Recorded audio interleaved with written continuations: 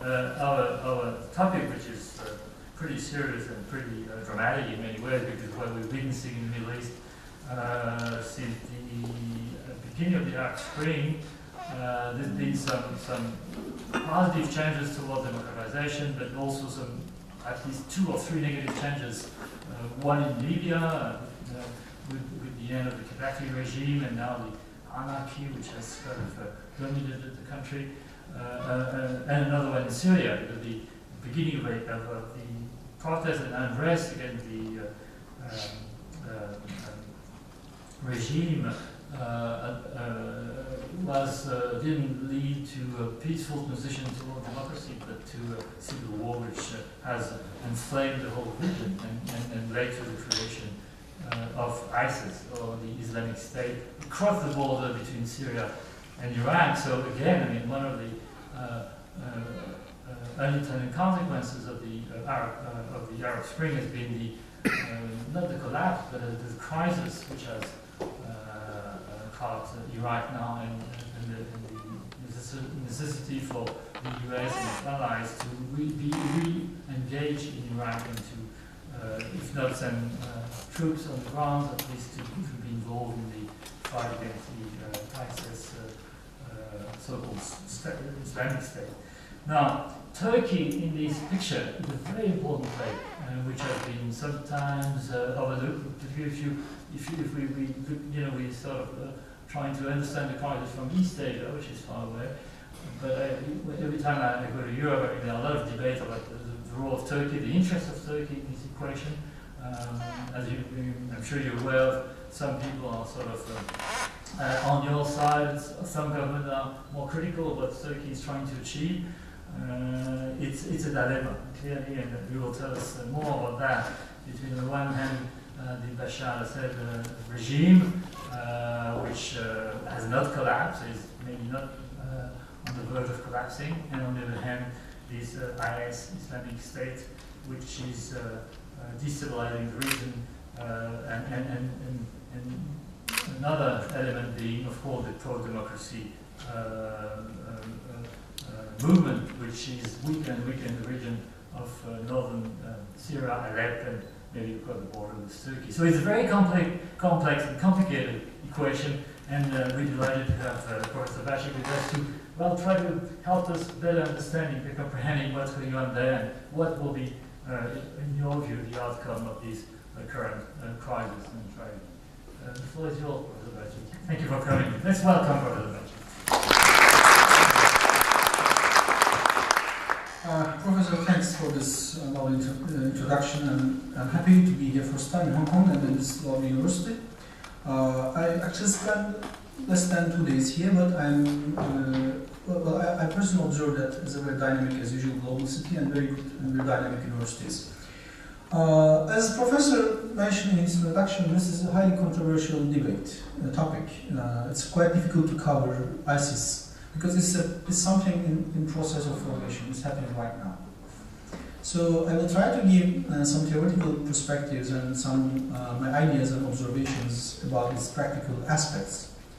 I had the opportunity of living in Syria before the crisis, and I spent the first 6 or 7 months of the Arab Spring in Turkey's neighbor city to Syria, Gaziantep, which is now hosting almost 500,000 Syrian refugees. So, along with my scholarly expertise, I had the personal opportunity of observing the studies of refugees or some other daily repercussions of the ongoing crisis in Turkey, Syria. Before going to the ISIS problem, let me focus on how I understand the Arab Spring. This is quite important to understand the ISIS problem, because the source reason that produced ISIS threat is ISIS problem is the Arab Spring, its utmost legacy to the state system in the region. You are all familiar. What we call Arab Spring, but it's not a misnomer. It's not a spring. Actually, it is inspired by this Prague Spring of Europe. It's a typical Western, which is normal reaction or track to analyze the things, what's happening out of the West by using Western standards, which is what to me it helps us to communicate. It's a colloquial, but it helps us to communicate. So I'm not categorically against the idea of Arab Spring, so I keep using that. First of all, let me clarify what I understand from Arab Spring. in political science, when we face something, we ask the question, what is this? This is crucially important to analyze ISIS. What is Arab Spring? I mean, is it a peace? Is it a war? In terms of the ground theories of political science, first we need to name it. What is this? In my understanding, if I ask what is this, in brief, it's a revolutionary situation. So the keyword is revolution. To understand all episodes so far we observed in the region, it's a revolutionary process. What does it mean, revolution? I'm talking about something like Iranian Revolution 1979, something like 1917 Russian Revolution, or the French Revolution 1789. Revolutionary situation means that I borrow this from famous social scientist Tadeusz Kopol's theory, which is a revolutionary situation means that people are trying to move the government directly. This is critical because I didn't say revolution, it's a revolutionary situation because a revolution sometimes failed. So what we have in the Arab Spring is a revolutionary situation in many countries, but failed in most of them. So this is failed revolutions. So the problem is, I'm sure you remember the famous motto in Tahrir in Egypt, الشعب يريد الإسقاط النظام, which means that people want the regime out. This is a typical revolutionary motto. So people's main strategy is to destroy their own regimes, political regimes, the regime of Mubarak. 2 years before, when I was in Cairo, I was speaking to a cab driver, and first time I realized that some people in Egypt are ashamed of being Egyptian because of these authoritarianism, crony capitalism, bribing. It was such a bad level, it was possible to observe that. We were feeling it in Cairo, for example, just 2 years before the Arab Spring. People, and especially, you know, you remember Mubarak had some plans to replace himself with his son, for example. So it was taken by the larger public as something relating the great Egyptian nation. How come such an authoritarian guy pushing Egypt after 30 years and trying to replace himself with his son? Revolutionary process means that people jump into the streets. So the question is, if you are now part of the street game, if you are trying to change your government, you should do it in a reasonable time. Otherwise, because you are destroying your regime, a revolutionary process, if it fails, may turn out to be a state collapse process. That's happening in Syria right now, Libya right now, Yemen right now. Let me give you some examples. For example, Libyan Prime Minister, there are several Libyan Prime Ministers right now. Minimum, we have 2 Libyan Prime Ministers right now. One of them was hijacked more than 3 times in the last 8 months, which means Libya is now a country de facto is in process of partition among different tribes. I don't want to go to details of this, but I may. Yemen, for example, the Shia Houthi tribe is now trying to rule some part of Yemen. So a revolutionary process means that you should realize or fulfill your revolution within a reasonable time. Otherwise, it turns to be a kind of state destruction mechanism, which is exactly happening in many countries. In Syria, for example, because there is no longer government. Again, I don't want to go in details, but for example, I have some statistics about how many police stations are out of control right now in Egypt, because it's a revolutionary process. You cannot control that.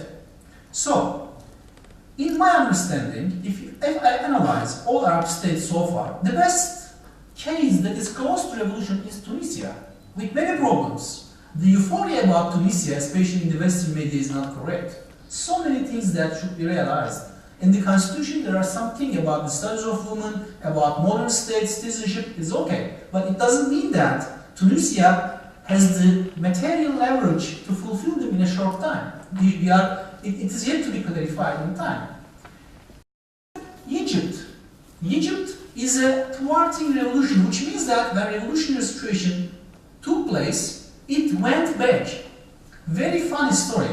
When the revolutionary process started in Tunisia, the first Iranian president, Ben Sadr, who served for a short time after 1979, then expelled from Iran, did write an article and say that all revolutionaries, be careful.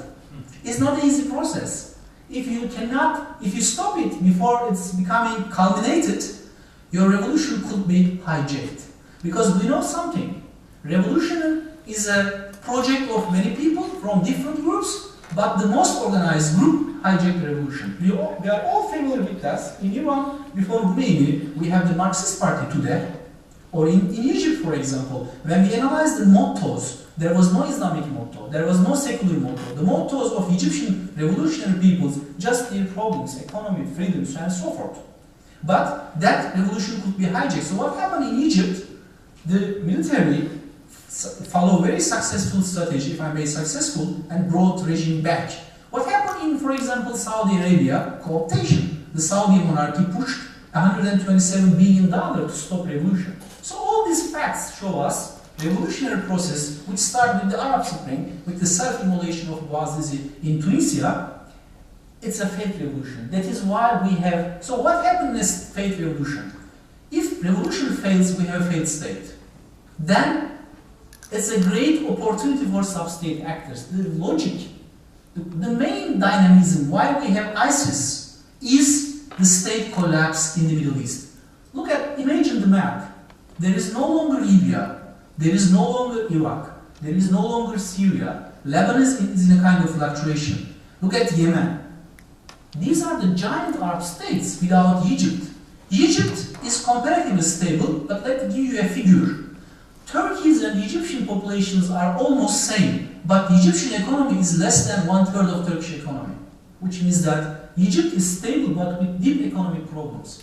At least in the upcoming 10 years, Egypt needs $40 billion for investment to guarantee a kind of normal growth rate, which means that we have all Arab area unstable, weak governments, somewhere no government. It's a great opportunity for sub-state actors. Sub-state actors. Now imagine another theoretical point before ISIS. Imagine you are living in Syria. There is no government, no longer government, okay? No longer court, public order. Normally, here in Hong Kong, in modern system, we are protected by citizenship, okay? But citizenship is abstract. When government fails, it evaporates. When there is no longer citizenship to protect you, the only thing you can shelter yourself is your tribal or sectarian identity. Because there is no longer Iraqi citizenship. How am I going to protect my family? I mean, there is no longer Iraqi citizenship. There is no longer Syrian constitution. So the only way to survive is to go back to my primordial origin. Primordial origin could be sectarian origin, ethnic origin, religious origin. So it is also a sociological opportunity for sub-state actors. Okay, now there is no longer state, I am a state. In 2009, I was in Afghanistan for a field study. I visited a city which is controlled by Taliban. And I realized that people, despite this Taliban, were happy because of that, because it is giving a kind of order. At least there is a man appointed by Taliban who is in charge of distribution of justice. It's not a modern justice, but it is better than anarchy for them. At least there is someone that people can bring their issues to him. So this is exactly happening in the area. So very shortly, there is a failed revolutionary situation. Then people who jump into the street in Syria destroy their regime, but they fail to replace it with a new one. So there is no successful revolution, there is no longer government. That's all. And we have very, very weak guys all around the area in this region. Now, based on this perspective, before again ISIS, let me give you 2 points, what I personally learned from the Arab Spring.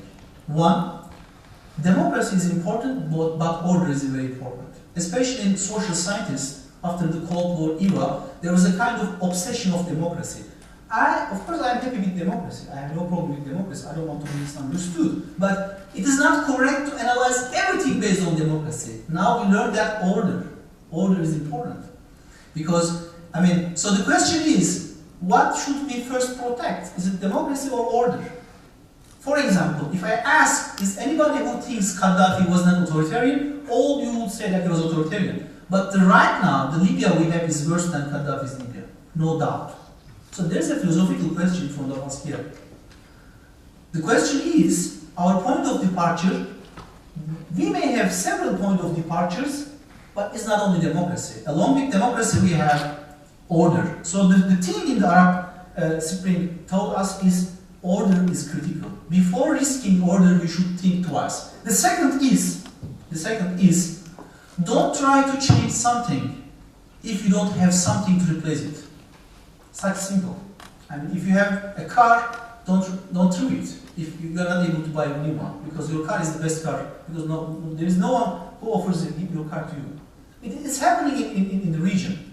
It's happening in the region. This is simple but reality. If you risk, for example, the Assad regime, okay, what is the alternative? The question is, it doesn't mean that, oh, are you talking in favor of Assad regime? No, it's not the case. So that's simple. Now, based on that, let me focus on Syria, the source code of ISIS. We are having the serious state collapse in Syria. State collapse. Because of the Arab Spring effect, thousands of people jump into the street, and let me constrain the government. Right now, Assad is the governor of Damascus and the adjacent area, some sectarian networks. So the government is no longer be able to control some other parts of Syria. So the area is fulfilled by some groups. Let me give you one example. There is a Syrian small village, Az, which is maybe 10 kilometers from Turkish border. I used to visit Syria very frequently. It was the last stop coming from Syria in the past. So, for example, the bus stop over there, and people go to small Azaz market to buy Syrian tea, Syrian crafts, something like that. Azaz, first, after Assad regime, ruled for a while by Al-Qaeda. Then, for a while, it was ruled by, governed by Jabhat al-Nusra. Then there were a kind of local coalition of teachers. When they realized that it's going bad, they organized with guns and they tried to rule the city for a while. So this is a typical case that we can understand all the things. So very, very quickly. Now, what we have is sub-state actors. Second, no border control. For example, Turkey's border with Syria is longer than 900 kilometers. How to control that? If there is no stable regime over there, can you control it? How many? You need thousands of people, billions of dollars. The only way to protect a long border is a stable regime, neighbor. But please pay attention. The border problem creates a huge area from Waziristan, Afghanistan to Syria. It's such a long area for sub-state actors to move freely. You can, for example, make any kind of transactions. For instance, I read a detailed report. There is a group in Syria who has nothing with Syrian problem, originating somewhere in Pakistan, but they are in Syria because it's a great opportunity for transaction. I mean, why people are investing in Hong Kong? It's good for investment. If you are a small group, you need weak borders to transact. These small groups are also rational actors, so they know the weakness of border. So there. The third point is, so these are the basic facts. So if I may say, this is the theoretical basis that why we have ISIS. Now one step further is, now let me give you some names of sub-state actors. ISIS is famous, but we have Yuwa al-Tawhid, Ahrar al-Sham, the Hazm group. For example, right now the American intelligence thinking that can we co-opt Hazm group against this kind of thinking is taking place right now, for example. We have the Nusra Front, for example. I will tell some details about that. We have PYG. PYG is a Kurdish army which is active. You know this famous Kobana case, ISIS attacked a city, it's protected by PYG. PYG used to be a terrorist, but after protecting Kobana, it was given the status of one step more, because but a couple of months ago it was recognized as a terrorist organization. The second is Islamic State, for example. Now, before, how they are active? First, these groups have a serious networking capacity. What is the source? The source is late 70s. For the first time, it was late 70s, part of Afghan war, the networking capacity of these radical groups came out. At that time, international community was reading that part of Cold War mentality. The Russians are ugly guys, invading Afghanistan, which is wrong, and there were some guys trying to stop them. And I mean, how those mujahideens getting money and gun? Where is the source? It's of course not blue sky, but some other superpowers. For example, a Palestinian-born person who was born in 1943, I think, went to Afghanistan. He became the first ideologue of jihadism, Abdullah Azzam. When you go to Western media in the 1970s, you will read many positive things on Abdullah Azzam, because he was the chief ideologue formulating the jihad against Soviet imperialism. But something happened in his career. Mr. Azzam is an infamous student, Osama bin Laden, part of that. But interestingly, when you go to, again, maybe early 80s, it is possible to find some very positive journalism about bin Laden even at that time. So the first point is, there is already a networking capacity of kind of these groups which trace back to 70s. So it's not something happening right now. Since 70s, there is ongoing process of networking. The second is mobilization capacity. This is crucial, which means that these groups are transnational. That is why we call Al-Qaeda is the first postmodern state. You should imagine it is a kind of organization which has very strong capacity to mobilize. Interesting sample, recently Islamic State, ISIS, appointed Abdus Salam al-Urduni, if, as you understand from his name, he's from Jordan, as the Emir of Lebanon. Which means that this is the organization which can employ someone from Jordan as an Emir of Lebanon. Most Lebanese people have no idea about this gentleman, but this means that mobilization capacity. For example, the leader of Iraqi Al-Qaeda is from Jordan. We are all familiar with some people who are joining Al-Qaeda from West, so on and so forth. The first ruler of Jabhat al-Nusra was from Egypt. He was replaced by another Arab country citizen. So this means that these groups have a mobilization capacity. The third point is pragmatism and alliance formation. This is extremely important. These groups are changing their position very fastly. The first general thing, in the beginning, those groups start becoming visible in Syria in the name of defeating Assad. But most of them don't care Assad right now. Their priority is to consolidate their power in the region. So they don't care about Assad. If you read their communiques, if you read how they are speaking and what their problem and their agenda is, they are not talking about Assad regime. Their priority is to consolidate. This is critical. The second point is why we have so many groups in Syria. There are many reasons, but one sociological reason is, comparatively speaking, Syria in the past did not create a military opposition in that sense. For example, if you look at Lebanon, we have Hezbollah.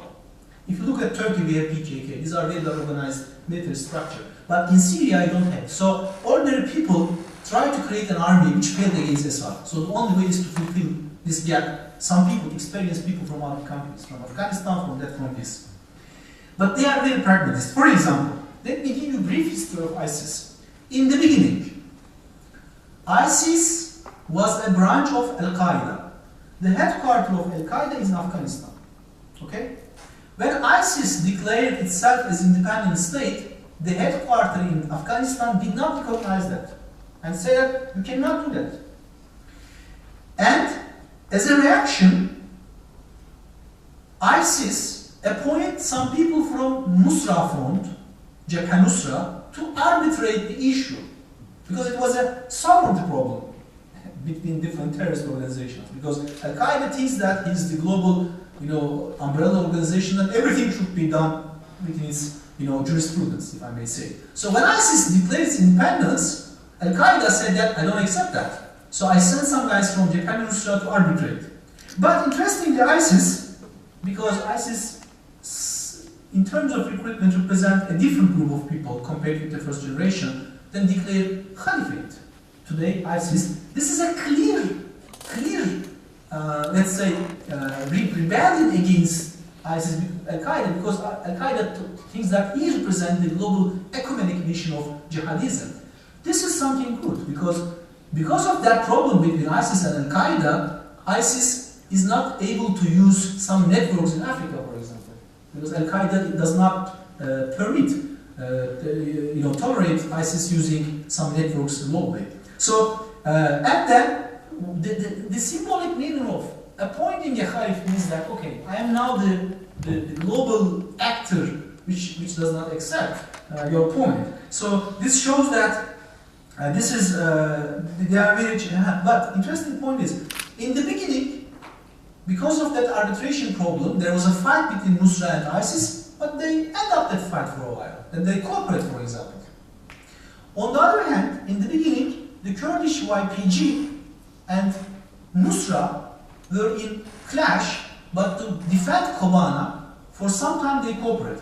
These are details, but what I'm trying to say is, these are very pragmatic organizations, you cannot put point. This story has there's one fact which is important for us. When ISIS split from Al-Qaeda, most of the Nusra members left Nusra for ISIS. This is important, because Nusra was the group supported by some regional and international actors, because they thought Nusra is going to fight against Assad. So, when many members of Nusra left Nusra for ISIS, these guns, financial opportunities sent by some regional and international countries, then end up in the hands of ISIS, which shows that these groups are extremely pragmatic. You cannot. For instance, it was last summer ISIS attacked Lebanon's border.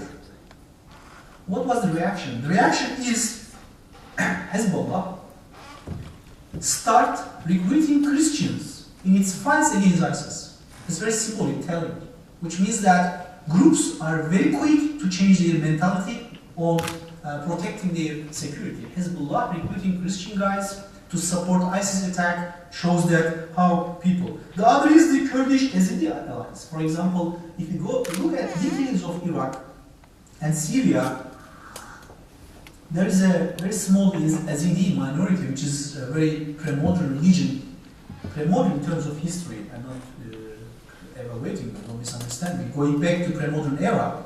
But traditionally, Yazidi groups and ISIS the Kurds do not like each other, but to stop ISIS threat, they cooperate for a while. It shows that we have many groups here, and their priority is not Assad, their priority is to consolidate and to make changing alliances this point. So what we have here, as I said, a split group from Al-Qaeda, how split from Al-Qaeda, now trying to organize in Lebanon. Now, let me focus on something important to understand why people becoming a member of this kind of groups. Here, the problem is, in this way, the problem is the philosophical problem. I mean, why we have this problem in the middle of the Middle East. There is, of course, there are a lot of theories to explain that, and it's a philosophical debate. My humble contribution, which is not very sophisticated. First, there is a room to blame West on this. Iraq. The collapse of Iraq was the beginning of hell in the Middle East. Which means that we have a generation in Iraq raised up without national flag, without national president. Okay? So without a social fabric. What is social fabric? I was born in a Turkish city. I had neighbors. I become Turkish. I learned from my family, okay? I learned from the school. This is called socialization circle. If you destroy a state, even if it is authoritarian, you destroy socialization circle. Now the question is, imagine a boy, 10 years old, in Damascus, left Damascus and start living in a camp in Jordan. After 3 years old, who is he? He is no longer Syrian. He is no longer, we don't know who is he. I mean, because he is now living out of socialization circle. I have a very interesting anecdote. I had the opportunity of visiting a UN camp. There was a debate between Turkish and United Nations officials. The debate is, Turkey was distributing cooked meal. UN guys saying that, don't do that. People should continue cooking. This is the only way the young ladies, kids, learning from their mother. This is the only way we have how to be a Syrian, to continue socialization circle. Because there is no longer Syrian environment, no Syrian culture, so people are becoming something. Another thing we don't know is no longer Syrian. So there is UN standard, UNESCO standard. If it is possible, do not distribute already cooked meal, because young small girls are learning to act as a Syrian or a Jordanian, a Palestinian, while their mothers are cooking. Because cooking is one essential basis of civilization. I mean, it's a very important part of different cultures. You know, Fernand Braudel, who classified civilization based on kitchen and the fat they use. So the first reason is the collapse of Iraq.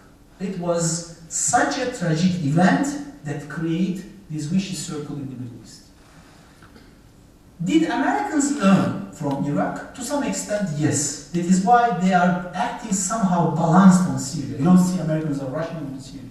For example, I remember last year the Senate debate, McCain saying that, okay, even Assad is authoritarian, we should care about that. Because it shows that, okay, you shouldn't destroy a regime totally.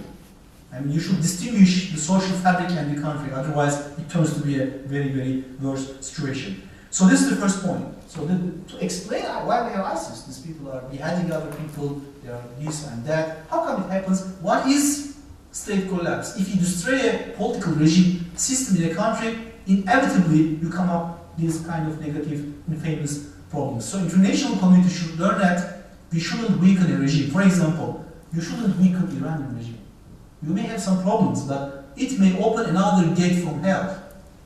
Or shall we, for example, weaken Assad regime? Is there some? He's controlling some part of Syria. He's authoritarian, totalitarian, so and so forth. But shall we repeat what we have done in Libya, for example? These are grand questions that international community should. The second is, the first is Western intervention. Western intervention in the Middle East opened the gate for this kind of sub-state actors that turned a large of Middle East into an area of recruitment, indoctrination. Recruitment. This is Western intervention. It is very much true about Afghanistan, to some extent Pakistan, and all other countries that we have this problem in the area. The second is about Islam. Muslims. Islam right now is going through a deep civilizational crisis. It is another debate. So on the one hand, okay, we are criticizing West, but on the other hand, there is a problem in the Islamic world in terms of rationality. I mean, if you compare 20th century Muslim world, it is worse than 13th century Islamic civilization in terms of rationality. It's a very, rough comparison, but it is helpful. I mean, right now Islamic countries are going kind of, I don't want to use it, but medievalistic thinking, the studies of women, democracy problem, justice problem, crony capitalism, justice, rationality. So there is a problem. So this problem is likely to legitimate this kind of ideologies. So we don't have a strong Islamic reaction. Islam in theory is against, of course, ISIS-like events, but the problem is religion cannot speak. It is people speak through religion. Bible cannot speak, Quran cannot speak. Some people speak by interpreting those things. So the current state of affairs in the Islamic world in terms of rationality crisis, modernity crisis, identity crisis, economic crisis, which means that state-dominated economies, rentierism, kills personal honor. People don't need to criticize their government because they think that they are given free, they are given cheap electricity in a rentier economic model. So these all factors create a kind of deep crisis in Islam. There is a deep debate in Islam. So, analyzing ISIS, we have one major debate. Islam and West. Another debate, intra-Islamic debate. There is also ongoing debate within Islam. There are different kinds of Muslims and debating on grand issues of Islam about constitutionalism, about freedom, about foreign policy, about jihad, for example, about Al-Qaeda, for example. So this is also important because apart from the structural reasons of Iraq state collapse, so on and so forth, Islam right now needs a new interpretation that gives a different perspective on these issues. The problem is a large group of Muslims have a, if I may say, not wrong interpretation that may help those guys on the field. That is why sometimes it is quick to find some people from different religious countries. But So on one hand, while criticizing West for intervention in Iraq, contributing to the crisis, on the other hand, Islamic community should be a little more self-critical. Why it's happening here? I mean, why it's happening? There's a problem. Why this morality crisis? I mean, state and economy, for example. Why Muslim societies cannot create social contract? I don't want to give name, but in this part of the globe, there are some successful Muslim states, but who are not doing in terms of economic morality, in terms of corruption.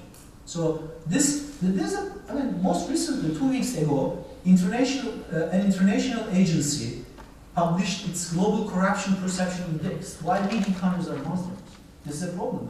I mean, along with criticizing West, what Islamic world needs a self-critical perspective to focus on deconstruct its problems. How come Islam, a couple of centuries ago, was the symbol of rationality, became, having such interpretations or giving open way for interpretations? So ISIS problem also reflects a deep crisis within Islam, unfortunately. You can observe this crisis visiting, again, I'm not going to give names, some institutions, universities in Arab world, how they approach science, for example, how they approach female circumcision, for example. These are important facts that helps ISIS. So, another point here is these sub-state actors are well-educated people. For example, the leader of ISIS has a PhD, which means that when I talk about ISIS and this kind of groups, don't think these are some silly guys trying to marry around. No, it's not the case. They have a strong rating of international system. They have good ranks. Especially Al-Qaeda tradition is famous or infamous for its employing well-educated people at the higher ranks. The third point is psychological factor. During Saddam era, Iraq ruled by a small Sunni tribe. Alliance of tribes, mainly around Tikrit, Duris, for example, leading Sunni tribes. I'm not going into detail. But demographically, Iraq has Kurdish and Shia Arabs. And in general, during Saddam era, Sunni elites marginalized Shia Arabs. Okay? When Saddam was defeated, Iraq had a Kurdish president, okay, and prime minister was among Shia people. Then after 20 years, this time Sunni people felt that Iraq has become a humiliation space for them, because they have the Kurdish president, they have the Shia prime minister, nobody cared about Sunni. So now there is a reaction from Sunni groups. This creates an interesting outcome for ISIS. Most of educated and experienced Sunni guys, or some people who used to work for previous Saddam regime, are now close to some sub-state actors, including ISIS sometimes. Because in the Middle East we have a famous motto, my enemy's enemy is my friend. So if they say that, if they are challenging Shia people, it's my enemy. My enemy's enemy is my friend. So if ISIS is attacking on Shia people, it may help my strategic position. It may sound dirty, but this is the way how sub-state actors are acting in the region. So one psycho-sociological fact to explain the rise of ISIS-like groups is the large group of Sunnis who feel they are represented in the region. How much time do I have? I'm concluding, okay? Yes. Okay. So my last point is based on this. What we're expecting right now. First of all, there is no short-term solution, because it is state collapse. It takes time and time and time. It takes expertise, it takes money. We cannot expect that, millions of people left Syria. At least 150,000 people killed. This is why we call it civil war. We cannot expect people to heal this problem in a very short time. So it is likely that we're going to have this problem for long and long years. So the last thing we should do is to destabilize another country. For example, Jordan has problems, okay, but do not stabilize. Even in the name of anything. Jordan is not a perfect model. Jordan has many problems. Jordan has, transparency problem, democracy problem, so on and so forth. But if you even stabilize Jordan, What else? There is no longer Middle East. Then we will close down international relations departments, professor. We will name sub-state relations departments at least in the Middle East because there is no state. In Afghanistan, I was making interview with some local people. I asked, there was a lady, how do you find Mr. Karzai's performance? It was a typical funny question. Coming first time to Afghanistan, who's that?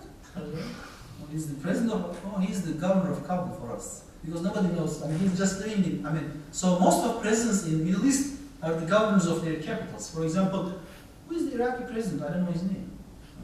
Who is that? I know the former name. Most probably he's sitting in Baghdad. So nobody cares him in Kurdish area or in Shia, in Sunni area. So if we, the last thing we should do is to destabilize other stable Arab countries. I mean, so because there is no alternative. The second is we should try to stop ISIS-like things to becoming sociological reality. I mean, sometimes it happens. For example, we know Spanish, Italian, and German famous examples of fascism. Or it's not only Middle East. If you look map in Ukraine, we have a state collapse. The debate between Russia and Ukrainian nationalists, Tatars in Crimea. So these are serious problems. It may turn to be a long-term mechanisms of problem creating point. The third is containment is important, I think. Containment. The international community should develop some methods to contain the problems because you don't have the capacity to solve the problem in a short time. The only way is to contain it. There are certain methods that you can contain a problem in international relations. In the past, we had successful examples of isolation. The fourth point is financial resources are very critical. I mean, ISIS is oil smuggling. I read a report that they import a kind of machine from Japan for pipeline construction. So, I mean, this is financial aspect is very critical. So the money is how the money is moving different countries. This is extremely important another fact. And the contact. I mean, as I said about ISIS, the first thing we should criticize is Western intervention, but the second is Islam. Muslims need a self-critical approach. Part of that, the non-Muslim societies, Chinese, Americans, Russians, I think it is very vital, the dialogue between non-Muslim groups and the larger Muslim community. Because this is something that may create a new thinking about global politics, thinking about Islam, that may help some Muslims to deal with ISIS problem. So the dialogue between non-Muslim geographies, Russia, China, and US, Western Europe, with Islam is now more critical, very critical at this specific time, because these groups are somehow instrumentalizing, abusing, exaggerating, so on and so forth, utilizing the Western reaction to Islam as a very strong proof. Look at West. They speak with people in this way. Look at West, how they dislike Islam. So it becomes some kind of argument in their hands to persuade larger masses in the area. So in conclusion, what we have is a serious problem, because if you ask me as a humble professor, ordinary professor, what is the difficult thing in international politics, I would say that the most difficult thing in international relations is to create an effective international organization. Maybe winning a war. These are very difficult things, to create very... The worst problem on the other side is state collapse. So this is the worst problem. I think one step further is war.